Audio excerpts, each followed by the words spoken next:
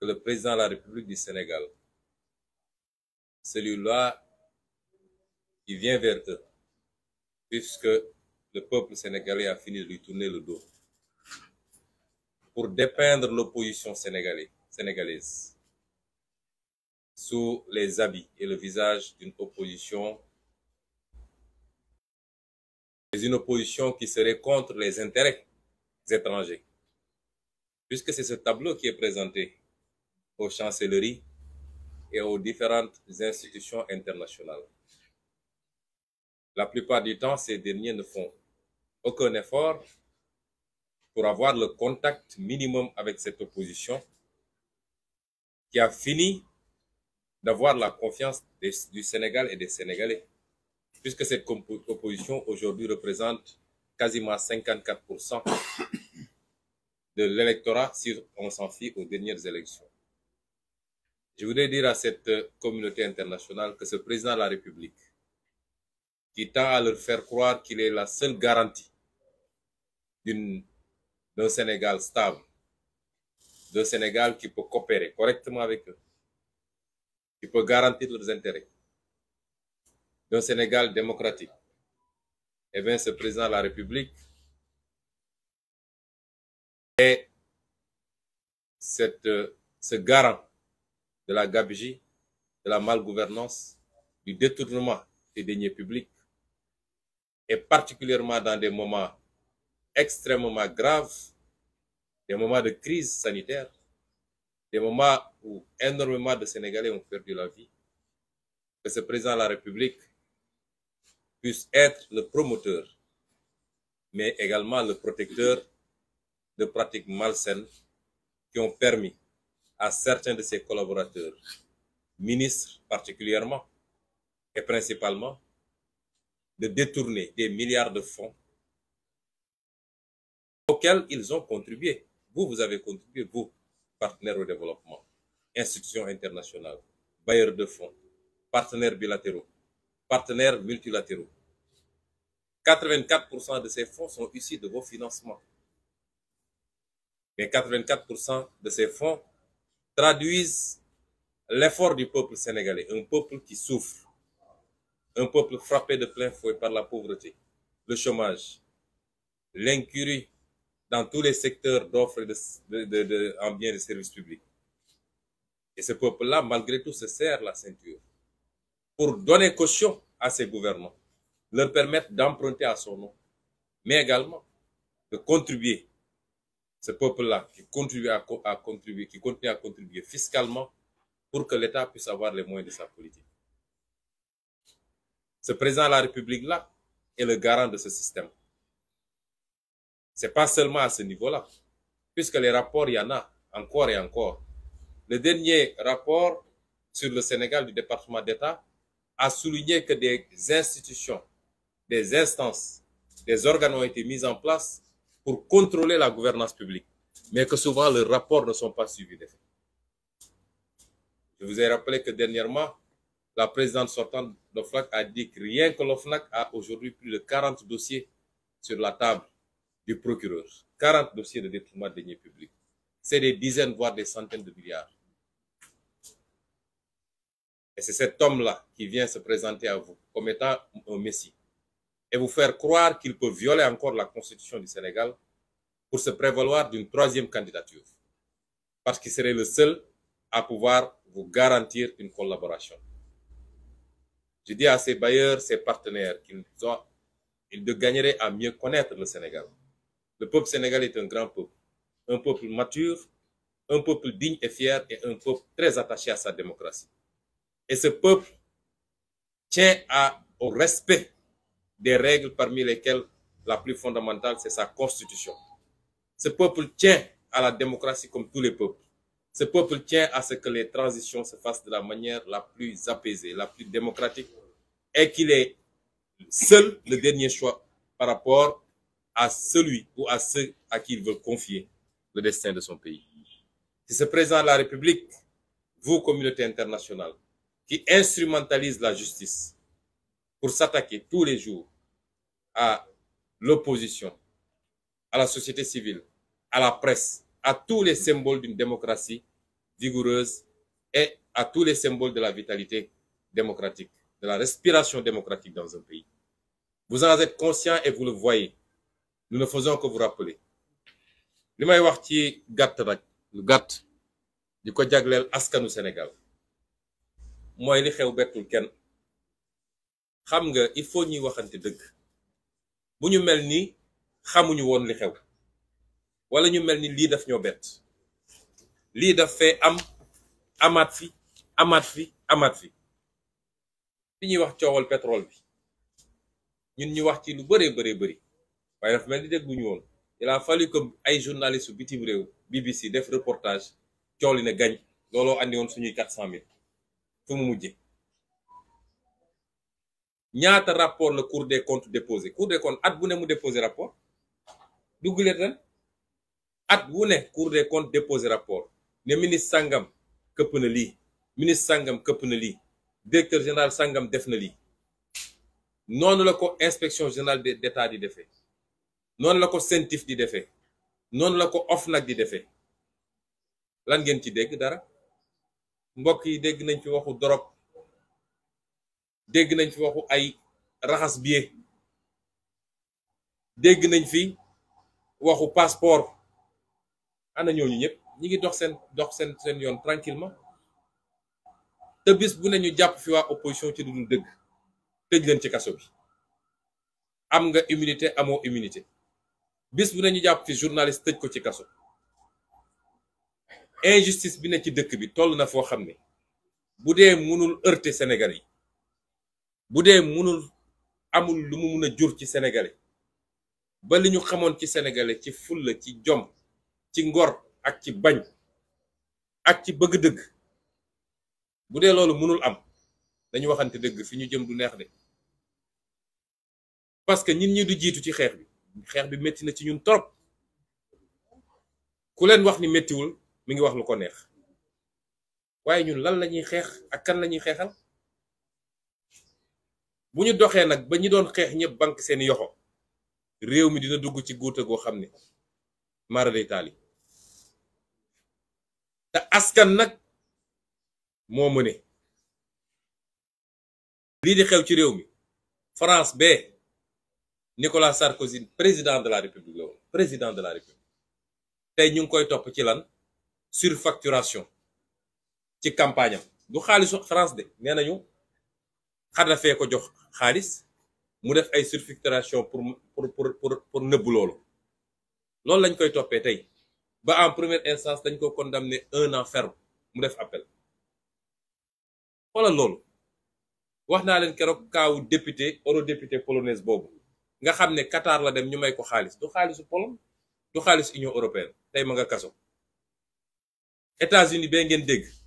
barki démb dégg ngeen ñu ne déclaration fiscale, déclaration l'impôt Donald Trump waa impôt mujj nañ koo jox waa Sénat. ñetti at waa Sénat di ko laaj pour ñu càmbar ba xam ndax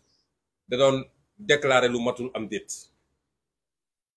ñu ne leen réew bu gën a fonk lii, bu gën a fonk nu ñuy caytee alalam, réew moom moo la gën a développé. waaw ñun Sénégal xanaa tubaab bi dañ ñoo gën a bëgg seen bopp. sénégalais yu bare ngi bëgg a dem tugal li leen may li ñu am mooy fexe ba alalu réew mi ñu sàmm ko mu dellu si ci waa askan wi. loo leen may li ñu am de. ñun ñëpp xam nañ lu xew ci réew mi, amul sénégalais bu mu ump. te ñëpp xam nañ ni Macky Sall mooy ndeyu mbil. ndax moo leen di fal ne leen dem leen ngeen utal ma ay électeurs yi, li ma leen fal pour ngeen politique la. loolu mooy tibbal ci kees bi. te lu ci musi am nag justice bi sama loxo la nekk, sama waaw la ñuy doxee. fu ma leen joxoñ la ñuy dem, ku ma leen ne jàpp leen ñu jàpp, ku ma leen ne bàyyi leen ñu bàyyi. loolu ñu ñëpp xam nañ. lan moo ko fi mun a dakkal mooy askan wi. askan wi rekk ko mun a dakkal. ndax askanu Iran gee di xeex ngir am démocratie ak liberté, nit ñi di génn en masse di xeex te xam ni su ma génnee sama bakkan xaj na ci, dañoo gën askanu Sénégal. askanu Algérie mi xeex ba jëlee fa li fa nekkoon, wala bu Tunisie wala bu Égypte wala bu feneen ak feneen ak feneen, dañoo war a gën a bëgg suñu bopp. réew mi est-ce que ndaw ñi am nañu liggéey? est-ce que paj mi jaar na yoon est-ce que jigéen ñi seen xel dal na ñu yor kër ñi est-ce que école yaa ngi dox ñu war a jël ay milliards ci alalu réew mi di ko jaarale foo xam ne du yoon ñun ñëpp ñu koy gis bu ñëw ñu nëppal ko fexe ba mu jàll moo tax man askan bi rek laay waxal ñun de bañuñu xeex bi luñ ci góobe gar ko waaye nag ndimbal na ca fekk loxol borom léeg-léeg li ñuy laaj nit ñi du lu bari de te injustice bi nekk ci réew mi bu wóyee nag gëm naa ni dina bari ñuy teggi seen loxo de dégg naa ab journaliste bu def chronique temps ne Pape Ali est-ce que askan wi jar na ko doon wax ak Pape Ali Niang ñun dañoo jàpp ni askan wi jar na ko moo tax jaral nañu suñu bakkan wi waaye léeg-léeg dañuy soxla suñu gestoo wala suñu woowee askan wi mu wuyuñu loolu baax na ci liggéey bi bëgguñu ñu jàpp kenn ci askan wi ñun mun nañu def lan waaye léeg-léeg day baax la tax ngay sonn wala ñi tax ngay sonn boo leen woowee ci loo xam lu yomba def la boo wëti koo gis leen suñu nee rassemblement wax dëgg yàlla rawatina nag ndaw ñi parce que seen avenir la yàlla xam ne ni yéen ñu tax a sonn su ngeen xamoon liñ leen yéene cofeel gi ñu am ci yéen ak yéene gi ñu am ci yéen ndax suñuy doom ak yéenay maase su ngeen ko xamoon fu ñu leen woo di ngeen ñu wuyu si te li ñu digganteeg yéen yàlla xam na ni buñ ci yeggee ngeen gis résultat bi waaye suñu woowee rassemblement kenn ku ne war a mën a bàyyi dara diggante 3 heures ak 6 heures ataaya bi ngay teg di naan wala fi nga toog di waxtaan grand place mais doxal ndànk dem fekki rassemblement bi parce que yéen ñu mën a dooleel ci xeex bi de ngeen xam ni saa suñu organiser activité mu échec da ngeen dooleel Macky Sall ak li muy def tey bu ñu nee dañuy def teg ak activité mu échec ñoom dañ naan kon askan wi faalewu leen yéegu leen askan wi ñun lañu àndal askan wi li ñuy def naqariwu leen milliards yëpp ñu tudd fii ay nit randal ko askan wi dafa tàccu sax ne bravo loolu mooy tax mbir mi du gaaw a jeex bu weesu rek ñu andi beneen waaye bu ngeen doolelee ñiy xeex te ñiy xeex du acteur politique yi kese acteur politique la ak société civile yéen a ñu mën a dooleel tey jaay doole bi fës na ci lan Macky Sall moom jàpp na ni moom saa su ko neexee mu def ay activité gis ngeen ko mu dem Tamba ay milliards def nañ ko fu ne ci Tamba dem nañ fa yóbbu ay car amul village bu ñu bàyyi waxuma la nag ñu jógee Dakar ak feneen pour nekk ñu dajale ay nit ñu ne lu rëy teeru Macky Sall à Tambacounda moom am na sañ-sañu def lu ko neex waaye Ousmane Sonko bu jógee damay def nemmeeku tour mu yenu gendarmerie ne leen topp leen ko bu mu daje benn place publique ak ay nit loolu du injustice ñëpp di ko gis ñun amuñu sañ-sañu dox ci réew mi dem dajeek askan wi waaye moom am na say saa su ko neexee mu mbubboo mbubbu président de la république te ñëpp xam ni campagne la jëm loolu lu ko gën a rëy ci injustice tey suñu ne dañuy manifester fan yi yëpp semaine bu nekk Fuuta Kaolack feneen ak feneen ay nit dajal lañ fa rassemblement yu mag a mag ne 3e candidature la ñu dajal waaye ñun suñu nee ña nga dajale ñi ngi dem place de l'Obélisque préfet ne tere nañ leen ko loolu ba kañ ñu war koo nangu rek di seetaan soo waxee ñu ne ñii dañoo bari fitna mu am ci réew mi ñoo xam ne nee nañu ñoom ñoo gën a xam ñëpp ñoo gën a màcc ñëpp ñoo gën a intelligent ñëpp jàng nañ téere yëpp lu xew nag ñu ne dañuy joxe leçon te doo leen mus a gis ci xeex na respecté nañ ku nekk waaye nañ ñu respecté de nañ ñu respecté ndax la ñuy xeex askan bi moo tax ñu jóg di ko xeex def concert de casserole ñu naan 31 décembre république foog ngeen di ñuy luubal alal réew mi xam nañ ñuy république ku xam république fonk république dinañ la dënk alalu réew mi mu waroon dem ci ñi tëdd di sukuraat nga jël ko dugal sa poos Macky Sall dafa xam république bi mu nekkee fii ba léegi salfaañe république ku sàcc mu recevoir la nommé la ku daw ak mandat jàmbur mu recevoir la jël na gis nañ fi sax ay nit yoo xam ne moom moo leen yóbbu CREI di leen poursuivre mu dugal leen ci avion tukkee ak ñoom lan moo gën a mun a wàcc république loolu ñu ne wax ay waxu république 31 décembre ban rapport la am ak république su dee république la moom dafa gën a farataal sax dafa gën a faydaal waa askan wi su dee d'accord ñoog république ni ñu ko yore ñu xaar ba datu république ñu wax ko président moo tax ma ne ñun amuñu leçon bu ñuy recevoir ci ñu kenn 31 décembre li ñu ñaan askan wi mooy concert de casserole dañ leen ci woowoon le 22 juin su ma juumul bañ leen di woo ci concert de casserole lan moo doon taxoon ñu woo leen mooy suñu liste élection législative bi ñu téye woon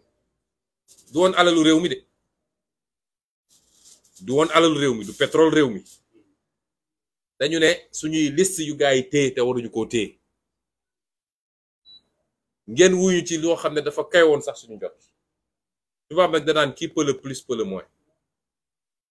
mooy bu dee liñ leen woon suñu affaire la ñun Yewwi Askan Wi donte ñun jàpp nañ Yewwi Askan Wi mooy askan wi tey suñ leen woowee ci xaalisu alalu réew mi ñu lubal ak danger yi am ci démocratie Sénégal tey nga xam ne 2023 bi Khalifa Ababacar ñaanaat ñun ñëpp ñuy ñaan waaye xel mën naa tey 2023 bi ku ko xam ak ku ko xamul kon suñ leen woowee ci loolu ne leen nag liñ leen woo jafewut xale bu am 5 ans sax ba mag mu am 95 ans mën nga taxaw sa terrasse wala sa balcon wala sa ëttu kër wala sa buntu kër daal di dóor ci casserole yi loolu jafewut laaju ñu askan wi lu bari ñiy wax bëgg a nërmal seen xel ñoom ñëpp dafa am ñu leen yebal pour loolu mooy saa suñu yëkkatee dara rek ñoom lu ñuy def ba saboté ko ci loolu la ñuy nekk waaye buñ ko saboté mu jàll xam leen ni yéen lañu saboté yéen askan wi waaye du ñun lañu saboté dañoo bëgg 31 décembre lañ leen ci laaj bariwul diggante 20 ak 30 minutes mooy bu ñaar fukki waxtu doore tàmbale muy 20h ba 20h20 20h30 bariwul jafewul dañu bëgg fu nit toll ci Sénégal wala ci àdduna sax muy riir ndax biñ ko defee le 22 juin TV5 France 24 BBC CNN ba Al Jazeera ñépp ko wane woon Sénégal il faut ñu woon àdduna bi ni ñun am nañu lu ñu naqari ci ni ñu yoree réew mi léeg-léeg damay sama tournée yi may def damay dem ci àll bi ci village yi jigéen ñi dañuy génn ak seeni cin di ma teeru ma xam ni kon concert casserole yeggoon na fu ñu ko xalaatul woon peut-être grande ville yi lañ doon gis dañoo bëgg yow chauffeuru taxi bi yow boroom camion bi yow boroom jakarta bi yow chauffeur particulier bi bu la fekkee ci circulation bi à partir de 20h